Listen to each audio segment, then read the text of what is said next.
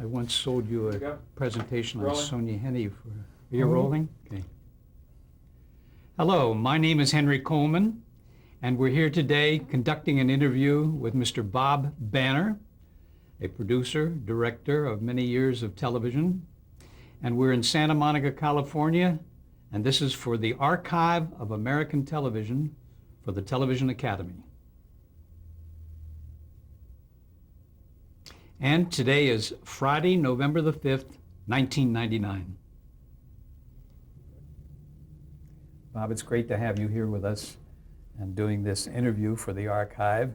We'd just like to get into some biographical facts first, like what was your name at birth? Robert James Banner, Jr. Did you have any nicknames? No, I was always called Bob. Uh-huh. When were you born? I was born in 1921, And what date? August 15, Where were you born? in Ennis, Texas. Where's that? It's a little town south of Dallas, about a fifth as large as Santa Monica. I see. Is that where you grew up? Yes. Uh-huh. It's a What was town your- of about 7,000. 7,000. What was your mother's name? Viola. Viola. What did she do? Was she a housewife? She was a housewife. Mm-hmm. And your father, his name? His name was Bob Banner. Mm-hmm. And what And did he was an insurance salesman. He had an insurance office in Ennis. Tell me, what traits do you think you inherited from your parents, if any? Well, my father was somewhat musical. He played cornet, and my mother was also musical. So I think that I inherited at least an interest in music from them. Did you have to take piano lessons or anything when you were a kid? Well, I started to play the piano without any lessons when they said I was only 4 or 5 when I started banging on the piano and figuring out chords. And I took piano lessons later on. I guess I must have been 8 or 10, but I mostly played just by ear and self-taught. Did you have sisters and brothers? I have one sister who's 2 or 3 years younger than I am, Uh-huh. What's her name? Peggy. Peggy. And what were your hobbies growing up? I mean, you said you were into music. Did you listen to a lot of music as a kid, or did you listen to the radio? Music and entertainment was everything. Every spare moment I had, I spent time. And you obviously went to the movies because I read somewhere that you wanted to grow up to be a director of an MGM musical. That was my dream when I was in school, was to come out and do an MGM musical with Judy Garland and Mickey Rooney. That was your Yeah. aspiration in life, right? Yeah. What kind of a student were you in school? Well, I was a pretty good student. Of course, it was a very small town and a very small school, and so I graduated as salutatorian or valedictorian, something Mhm. head of the class, and You headed up the band in high school, didn't you? yes, Mm-hmm. I was student conductor of the band, and I started doing arrangements for the band when I was, I guess maybe a junior or sophomore in high school. And the first musical arrangement that I did, I knew what I wanted to hear, but I wasn't sure how to write it. And at that time, I didn't realize that all the instruments were in different keys, that it was an E-flat alto saxophone and a B-flat tenor saxophone. So I wrote everything in the concert key, and the band director said, well, we'll try your arrangement in the morning at band practice. And the first note was just a horrible chord. And I was devastated, but that's the way I learned about the various keys of the instruments. And I kept at it, and I wrote all the way through high school. I would write 2 or 3 arrangements a year for the band, and that was a great training. The band director was really one of my first mentors. Mentor. Did you also write any musicals for high school? I mean, did you do anything like in drama? I class? didn't write any dramas, but anything that had to do with entertainment, I tried to participate in one way or another, either as a performer or behind the scenes Did you listen to the radio a lot? all the time. What kind of programs? Do you remember? Well, I listened to music and drama. Mm-hmm. Those were the things that I loved. Like the Firestone Hour? Yeah. Or on Sundays? Or? Well, the Firestone Hour came a little bit. I don't remember when that started. That might have been later. I think the picked that out of Firestone the Hour air. was a little later, but Mm-hmm. late night on radio they had from the roof garden of the Astoria Hotel, you know, The big Henry band. Someone and his orchestra. Yeah. And I stayed up late so many nights listening to the orchestras and trying to figure out how they wrote for them, how they What key they were in? Huh? and how the arrangements worked. And so I was just taught myself about arrangements by listening and being devastated by what I wrote. But What about college? Where did you go to I college? went to Southern Methodist University in Dallas. Mhm. And you got a master's degree from there, didn't you? No, I got a regular degree. Or BA? I went there because I was offered a scholarship to come and arrange for the band and to do work with the band. Then you went to Northwestern, and that's where you got the master's That's right, degree. yes. Yes, that's correct. I went to Northwestern University to their theater department and got a master's degree. When was the first time you saw television, Bob? While I was teaching at Northwestern, the second mentor that I had was a man by the name of Donley Fettison, who was just encouraged me and became a terrific friend as well as teacher. And he said, "Have you read much about this television that's starting?" And I said, "Well, yes, but I didn't know too much about it." And he said, "Since you're teaching here and you're the youngest member of the teaching faculty, why don't you go down and learn something about television and start to add television to the curriculum at Northwestern?" And I did. And it was an octopus, and I never got loose from it. Were you, let me just go back a minute, you had already finished up your master's degree and you were teaching at that point, weren't you? I was working on my doctorate at I that see. point. And but had started to teach.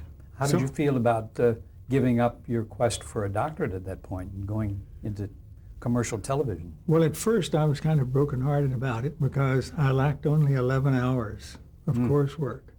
And I had already done my thesis. And I had 11 hours and the oral exams. And I would have completed my doctorate. So it was tough to leave that.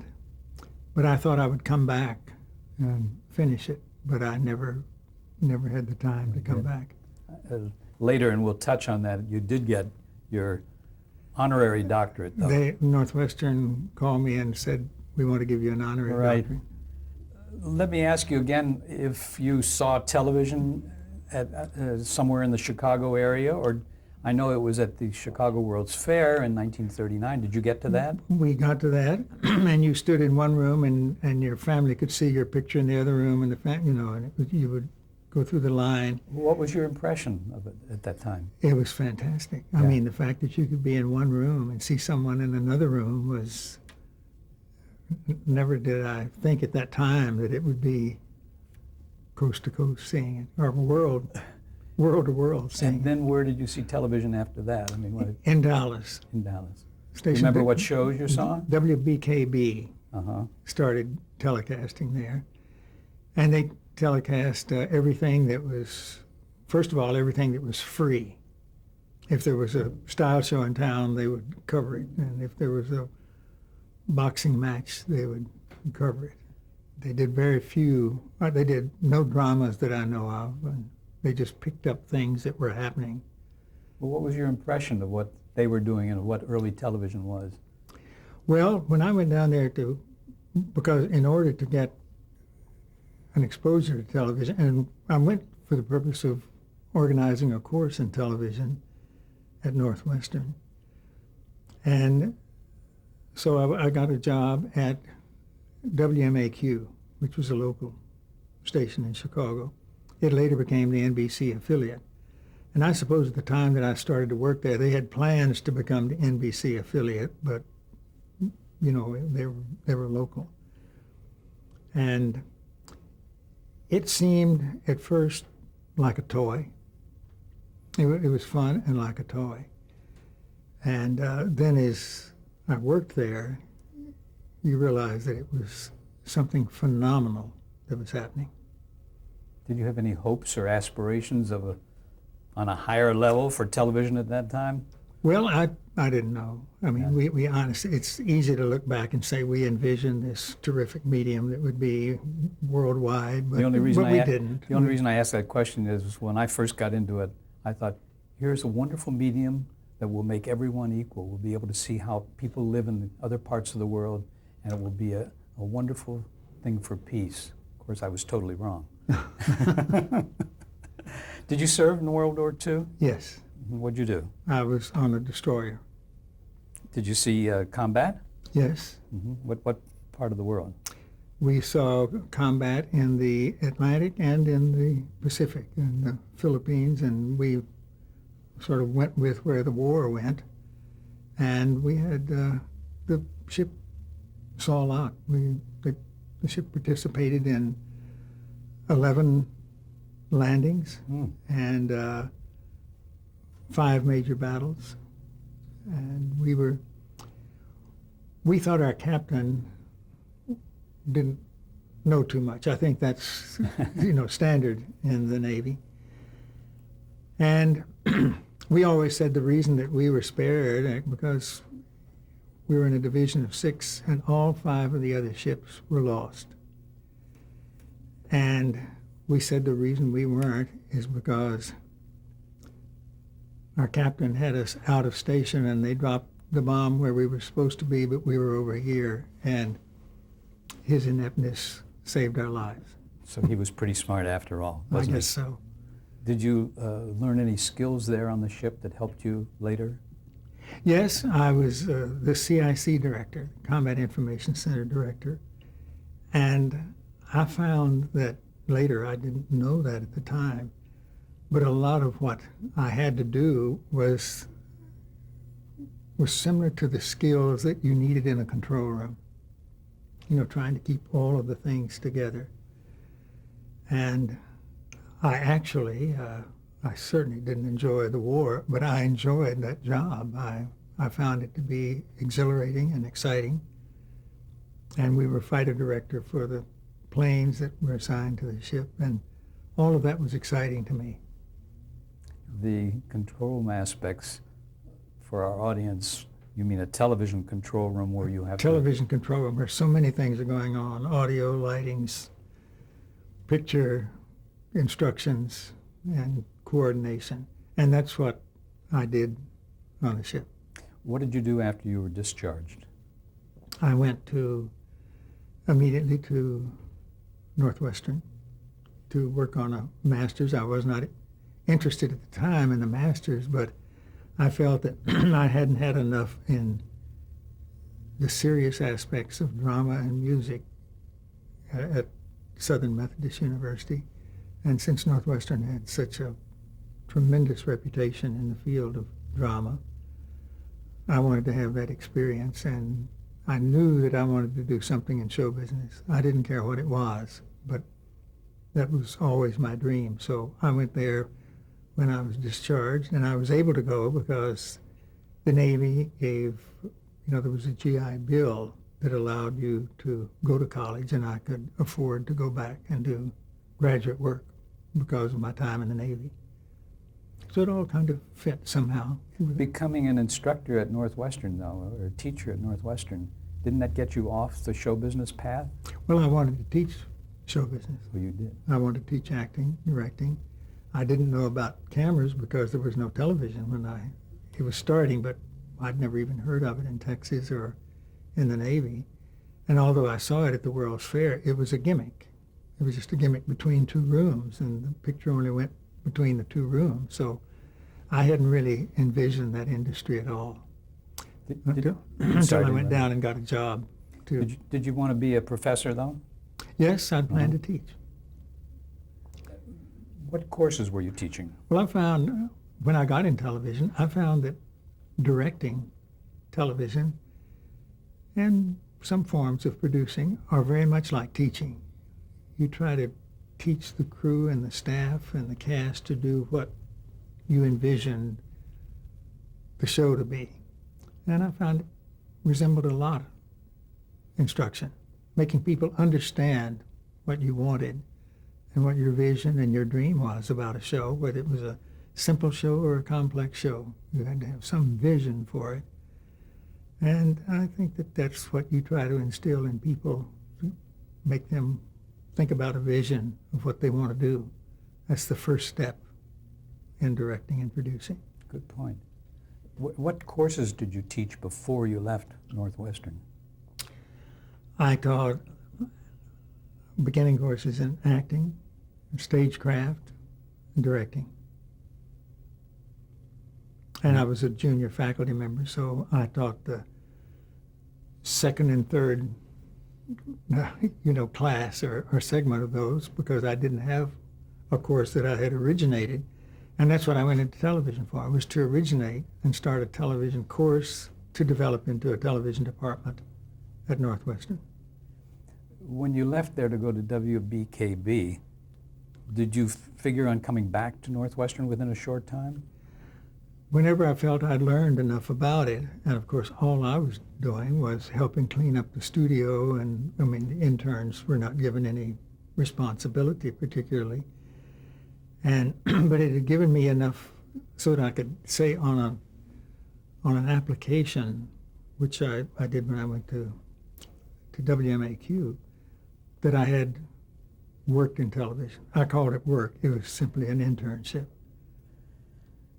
Did you become a staff director, though, at WBKB? No, You didn't. Mm-hmm. Well, you were cleaning up the studio. Just cleaning up the studio and helping and running errands and anything and everything. It was a runner position, really. What about a WMAQ in Chicago? What kind of a job did you get there? I started out as a stage manager, and What were your duties? just wearing a headphone and being in the studio. And queuing out? When I applied to WMAQ, I had no idea other than what I'd seen at WBKB, and I knew that there was a fellow that had on headphones and directed people in the studio, because he heard from the control room what they wanted. So that I did know that, but I really knew so very little, because I wasn't in the studio that much as an intern at WBKB. I was running errands most of the time. And WMAQ went on the air very suddenly. It had already been the radio aspect of WMAQ was an NBC affiliate. So it was rather logical that the television department would become an affiliate of NBC. And that's one of the reasons that I applied to WMAQ. And I applied before it went on the air. I applied one Christmas, or just before Christmas, and talked to them. I guess it was in the late fall. And I didn't hear from them. They didn't say, thanks for the interview, or we're interested, or they just said, we'll keep your application on file. And I was then teaching while I was working on my doctorate at Northwestern. And I was bringing home a huge stack of blue books, which you used to take exams in blue books. And I had the papers from the classes that I was teaching to look at over the holidays. And it was Christmas Eve, and my wife and I were walking home, and when we got in, there was a note from the manager of the apartment building that we lived in saying they'd been trying to call, but we weren't at home, and they wanted to talk to me at WMAQ. So I went in and we had a Christmas tree with us, and put things down and the blue books down and called. And Ted Mills, who was the program director of WMAQ for NBC, was on the phone and said, we'd like to talk to you. And I said, fine. I'll come by right after the holidays. I'll give a call and set up an appointment. He said, no, we wanted to talk to you now. And by then it was about 7 o'clock. And I said, you mean tonight? And he said, yes. Can't you come in and talk to us? And so I did, I guess. I got there because we lived out in Evanston. And I got down there around 8:30. And he said, we've decided we'd like for you to start as a stage manager here. And I said, well, when do you plan to do that? And he said, well, we'd like for you to stage manage your first show tomorrow night, Sunday night, Christmas night. And he said, you'll stage manage a show that we're doing from the Navy Pier. It's their Christmas show. And what I found out a few days later was that the FCC had said to WMAQ, if you don't go on the air before the new year, your license is revoked. And they kept putting it off because there were not enough viewers at that time, to make it work. They were trying to match up between when they'd have enough viewers, and so they had to go on the air. And they talked to me, so I met with them on Christmas. I guess it was either Christmas Eve or the night before Christmas, or the night before that, and said I had to be down there to meet with them that evening. And he said, you'll go to the Navy Pier. And I said, well, I can go. Who do I see? What do I do when I get there? And they said, go to where they're doing the show, and you'll probably see our truck around there. But look for the headphones, and the headphones will have your name on it. And when you get there and report at this time, you put on the headphones and just take your instructions from there. So that was my instruction for the first show that I did. And I went to the Navy. I went home and I said, you won't believe it, but I'm just starting to do a show, and I have never done a show. I don't know exactly what happened. I did know that the fellow that I saw stage managing in the studio at WBKB relayed instructions from the control room, so I guess that's what I'll do. And I got there, and there was another fellow named Dwayne Bogey, who later became the account executive for the Hallmark series, Hallmark Hall of Fame. But he was a stage manager, too. And the headphones had his name. Well, there were 2 headphones there. And he came up, and we introduced ourselves. And I said, do you know what we're supposed to do? And he said, no one at NBC knows what they're supposed to do. And you may as well get used to that because I've been working in the mailroom there for 2 months. And I don't have a clue as to what's happening. And he said, just pretend like you know what you're doing and you'll be okay. He was a very nice, friendly fellow. We became great friends later on. And so I put on the headphones and they said, when do you think they're going to start? And I said, well, I don't know. I just got here. And they said, well, find out when they're going to start so we can be ready. Because they were doing the show and they weren't doing it on any particular time schedule. It was just whenever the show started, that's when they were going to start broadcasting. And so he said, how are we going to find out when they're going to start? And I said, well, I know about music, and I know they have an orchestra there, and they can't start until they cue the orchestra to start playing. So I'll go ask the orchestra conductor when they think they're going to start. And I did. And he said, I have no idea. They said that a light would come on here in the pit, and I'd know when to start. And I said, well, can I stand and hang around with you? Because then whenever they tell you, I can go and tell them. And so they said it's about a 5-minute warning. And I said, they're going to start in about 5 minutes.